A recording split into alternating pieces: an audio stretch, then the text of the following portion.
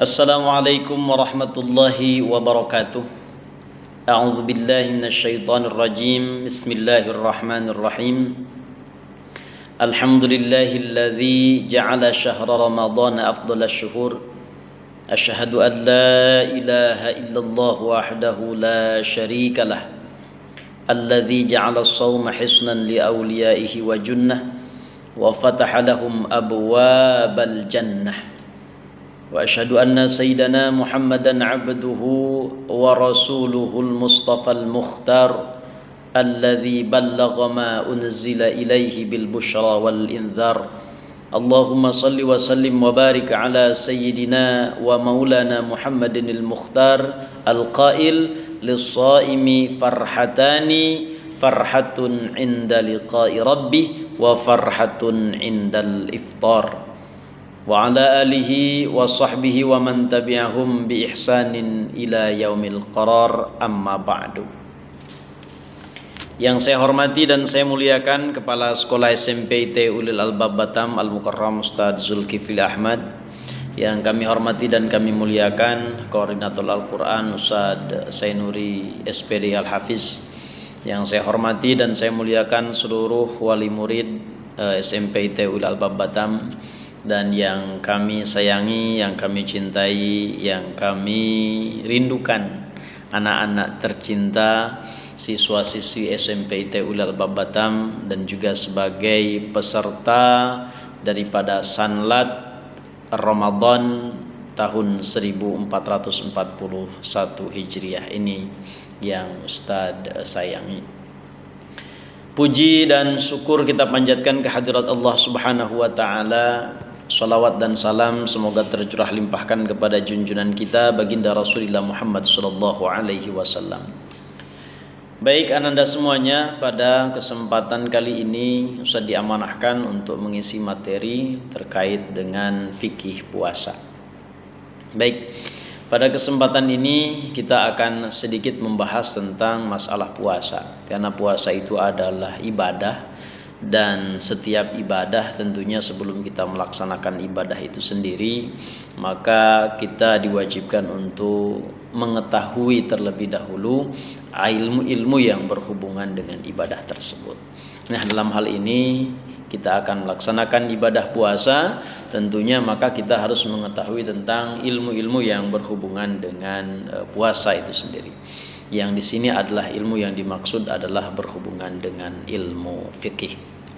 Baik, ada beberapa hal yang ingin Ustaz sampaikan pada kesempatan kali ini. Yang pertama adalah yang berhubungan dengan rukun puasa. Rukun puasa itu ada 3. Yang pertama adalah niat. Niat di sini kata di dalam kitab Safinatun Najah disampaikan bahwa niyatun lailan likulli yaumin fil fardi. Artinya berniat kemudian di malam hari, niat itu di dalam ibadah puasa fardu maksudnya. Adapun di dalam puasa sunnah maka tidak mengapa kita berniat dari pagi sampai zuhur masih bisa. Namun di dalam puasa fardu maka kita mesti berniat itu di malam hari. Bahkan likulli yaumin, setiap hari kita harus berniat.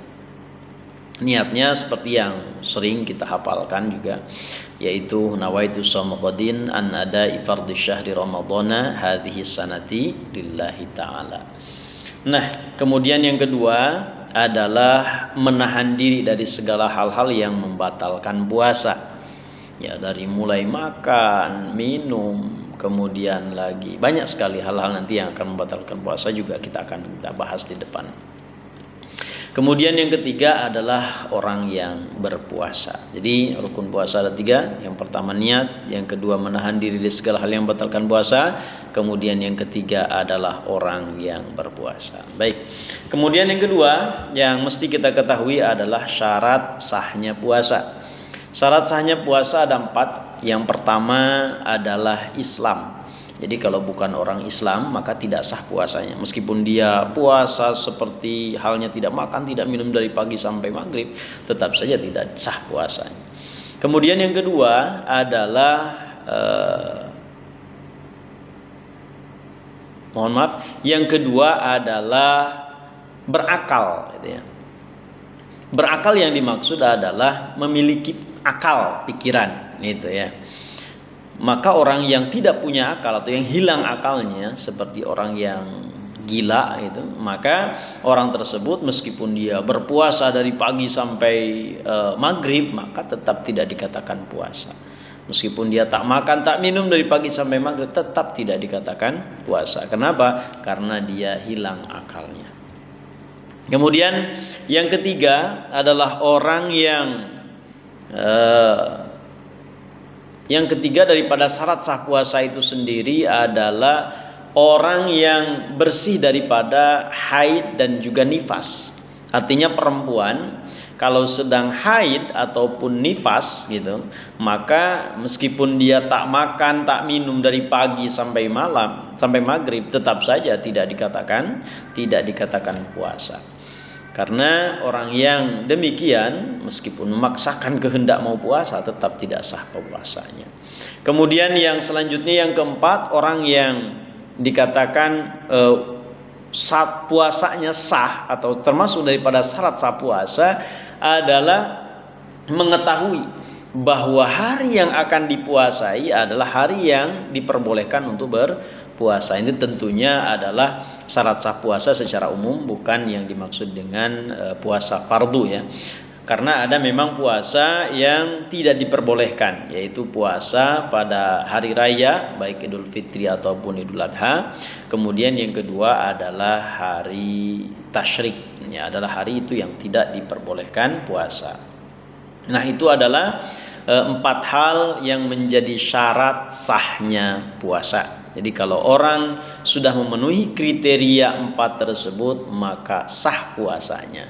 Tetapi kalau dia termasuk daripada salah satu yang 4 ini, maka dia tidak sah puasanya. Sekali lagi apa satu? Yang pertama Islam, yang kedua berakal, yang ketiga suci dari haid dan nifas, kemudian yang keempat dia tahu bahwa yang akan dipuasainya adalah hari yang diperbolehkan berpuasa. Nah, baik, berikutnya yang mesti kita ketahui singkat saja, yang berikutnya adalah syarat wajib puasa. Ya, syarat wajib puasa. Yang pertama syarat wajib puasa adalah Islam. Jadi kalau bukan Islam tidak wajib berpuasa. Cuman artinya bukan tidak berdosa, dia tidak wajib, tetapi tetap berdosa. Ya. Jadi yang pertama adalah Islam. Kemudian yang kedua yang wajib berpuasa itu adalah mukallaf. Mukallaf ini artinya adalah orang yang berakal dan juga sudah baligh. Ya, berakal dan baligh.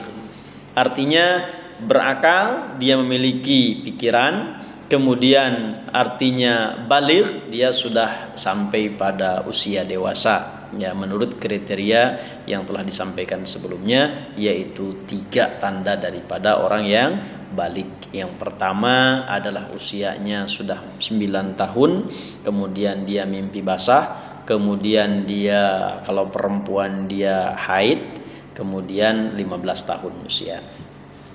Kemudian yang berikutnya syarat wajib puasa itu adalah mampu.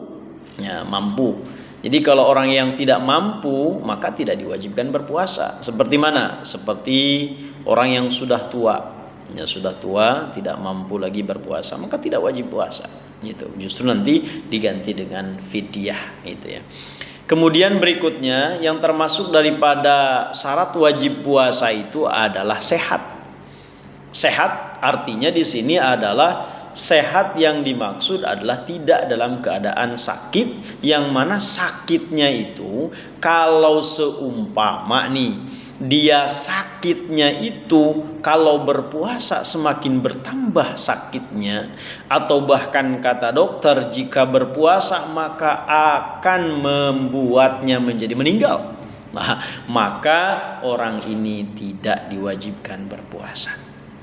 Ini sekali lagi, orang yang wajib berpuasa adalah orang yang sehat dan sakit. Kalau sakitnya masih biasalah, sakit ringan-ringan saja mah wajib puasa. Kemudian berikutnya yang termasuk daripada syarat wajib puasa itu adalah mukim. Mukim itu artinya adalah Mukim itu artinya adalah berada di tempat, tidak dalam keadaan perjalanan atau safar ya. Dan safarnya pun yang harus kita ketahui bahwa berangkatnya safar yang diperbolehkan itu boleh kita berbuka di perjalanan itu bila mana keberangkatan safarnya itu yaitu sebelum waktu subuh ya, sebelum waktu subuh. Tapi kalau sudah waktu subuh pagi mungkin kita berangkatnya, meskipun dalam safar tetap kita wajib berpuasa. Kemudian berikutnya yang wajib kita ketahui juga yang berhubungan dengan hal-hal yang membatalkan puasa. Ada beberapa hal yang dapat membatalkan puasa. Yang pertama, yang membatalkan puasa itu adalah riddah atau murtad. Seseorang keluar dari agama Islam, nah itu disebutnya murtad. Bila mana seseorang keluar dari agama Islam, maka dia batal puasanya. Kemudian yang kedua, yang termasuk daripada hal-hal yang membatalkan puasa itu adalah haid. Ya, haid. Haid itu artinya adalah bagi perempuan yang keluar darah haid, yaitu darah yang keluar itu semata-mata karena jadi sunnatullah bagi seorang perempuan, rata-rata 9 tahun ke atas, dan itu rutin keluarnya. Maka orang yang haid ketika dia berpuasa maka batal puasanya. Kemudian yang ketiga adalah nifas. Bila mana seseorang nifas maka batal puasanya. Kemudian yang berikutnya adalah wiladah. Wiladah itu artinya adalah melahirkan. Bila mana seseorang melahirkan seorang anak maka batal puasanya. Kemudian berikutnya adalah gila. Bila mana orang ketika dia berpuasa tiba-tiba dia gila, hilang kesadarannya, akalnya, maka batal puasanya. Kemudian berikutnya penyakit ayan. Ya, penyakit ayan yang membatalkan puasa itu adalah penyakit ayan. Penyakit ayan itu epilepsi lah, bisa dikatakan panas sehingga menimbulkan kehilangan kesadaran. Kemudian itu dimiliki oleh orang-orang yang memang sudah punya kebiasaan penyakit itu dari sejak kecil biasanya, gitu. Karena terlalu panas, gitu, step, gitu, sehingga akhirnya hilang kesadarannya, kemudian dia tidak sadarkan diri, akhirnya sampai lama waktunya begitu sampai maghrib, akhirnya tidak sadar-sadar, maka itu membatalkan puasa. Begitu juga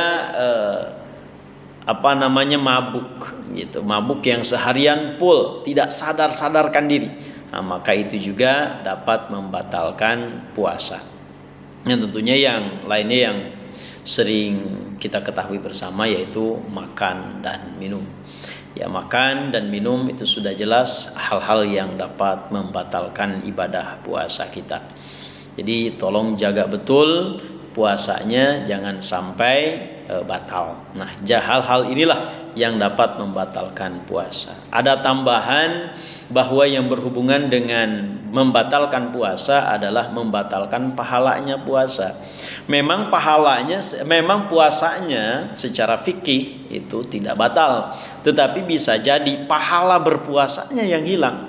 Itu apa? Yaitu diantaranya ghibah, membicarakan keburukan orang lain. Kemudian lagi mendengarkannya juga orang yang curhat tentang keburukan orang lain, itu, maka itu juga dapat menghilangkan pahala puasa. Berbohong itu juga dapat menghilangkan pahala puasa. Dan banyak sekali, misalkan mata tidak dijaga matanya sehingga diperlihatkan kepada hal-hal yang dilarang oleh agama melihatnya, maka itu pun dapat membatalkan pahala puasanya. Jaga mata kita, jaga mulut kita, jaga kaki kita dari hal-hal yang dapat menjadikan berbuat maksiat kepada Allah Subhanahu wa ta'ala. Anak-anak yang Ustadz banggakan, mungkin demikian yang dapat Ustadz sampaikan pada kesempatan kali ini. Mudah-mudahan apa yang Ustadz sampaikan bermanfaat, wabil khusus untuk diri Ustadz sendiri dan tentunya umumnya untuk kita semua. Sekali lagi Ustaz sampaikan marhaban ya Ramadan, selamat menjalankan ibadah puasa, sampai ketemu di lain kesempatan. Mudah-mudahan virus corona cepat menjauh, cepat menghilang dari bumi kita Indonesia khususnya, dan tentunya mudah-mudahan dari seluruh dunia ini, mudah-mudahan cepat corona ini menghilang sehingga kita bisa melaksanakan aktivitas ibadah kita seperti biasanya, kita bisa melaksanakan kegiatan kita sehari-hari, belajar bersama di sekolah seperti biasanya. Demikian, terima kasih, mohon maaf atas segala kekurangannya. Wallahul muwaffiq ila aqwamit thoriq, wabillahi taufiq wal hidayah. Assalamualaikum warahmatullahi wabarakatuh.